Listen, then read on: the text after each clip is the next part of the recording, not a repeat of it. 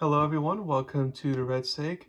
It's that time of the week where I go over my headlines for each NFL game from this past week. So let's get started with the Thursday night football game between the Jaguars and the Saints. My headliner is The Prince of Duval is alive and well.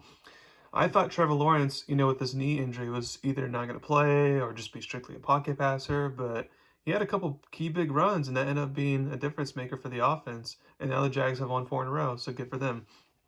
Um, Browns versus Colts. Where were the dogs? I mean, Myles Garrett showed up, had a blocked kick, strip sack, made a few good plays like he does. And the Browns overall forced a couple of turnovers, but just in the overall sense, this was a team that shut down the 49ers last week. It's considered top 5 defense in the league. How are they giving up 38 points to Gardner Minshew and the Colts? And that the refs didn't make a very bad call in the end, they lose that game. So they got lucky that they won. That defense needs to play better if they want to try to make the playoffs. Bills versus Patriots. The Patriot way is back. ... For this game. The Patriot way, is down late in the fourth quarter. The quarterback, whoever it is, but the quarterback marches down, scores the winning touchdown, and that's exactly what Mac Jones did. Now, I'm not going to overreact here to Mac Jones's career game. Basically, the Bills' defense, because of all the injuries that they sustained, is not a top 5 unit like it was at the beginning of the year. So let's just see how Jones does against better defenses before I say, oh, it looks like he's figured it out, Commanders versus Giants. New York wins, but they made a giant mistake. I know Tyrod Taylor is not a top 20 quarterback or anything like that, but he looks better over the past few games than Daniel Jones has. The main difference being Tyrod Taylor is not going to put the ball in harm's way a lot like Jones does. And it just proves it once again that Jones contract is just awful. Lions versus Ravens. Action Jackson is back. This is what I was waiting for with this offense under new OC Todd Monken coming from Georgia. This offense has to be way more dynamic, and if it can be dynamic like it was this past Sunday, and if the defense continue playing well like it has been, then they can actually be Super Bowl contenders. Raiders versus Bears. Agent Bajent accepts the mission impossible. It seems impossible for an undrafted rookie from D2 football to come in and not only win but play well against the Raiders or an NFL team in general, and that's exactly what he did. I mean, he helped. He had also a good run game, but it looks like he'll get the start again next week against a bad Chargers defense. We'll see if he can continue that play. Falcons versus Buccaneers. What the buck? After the nice start, the Bucs are now looking like that team that I thought they would look like at the beginning of the season. Super good defense, but they're super reliant on the defense. So if Baker can't do his part and the defense gives up more than a certain amount of points, then it's just not going to be good. And by the way, this is a bad loss for the Bucs considering Bijan Robinson was basically not a factor out the whole game, and you let whether it was Tyler Algier, Cordell Patterson, who just got back, or Desmond, you let them run all over. Like, that was just bad. Steelers versus Rams. Steelers enjoy the bye, came ready to ride. Steelers off a bye was sluggish starting off, but in the second half, things looked great on both sides of the ball, and they got a big win to remain competitive in the tough AFC. That bye was definitely a neat opportunity to figure some things out offensively. Cardinals versus Seahawks. When can Kyler Murray come back?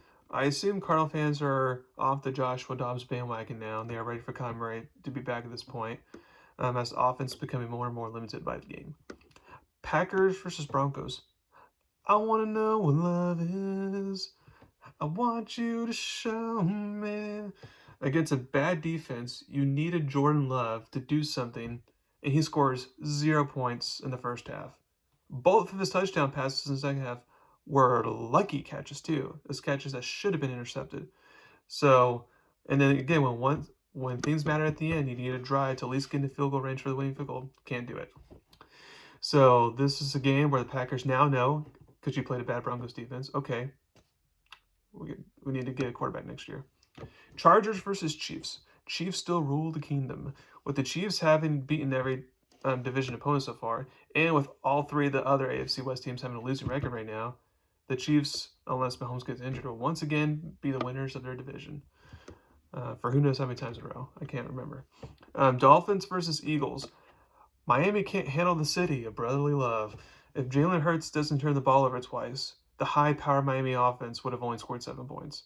This is why I was pumping the brakes on this team going to the Super Bowl. I know they have some O-line injuries, but they need to prove that they can win without playing finesse or pretty football consistently, especially on the road, in order for me to trust them, and so far they haven't done that. And then last but not least from last night, you got the Vikings, 49ers versus Vikings.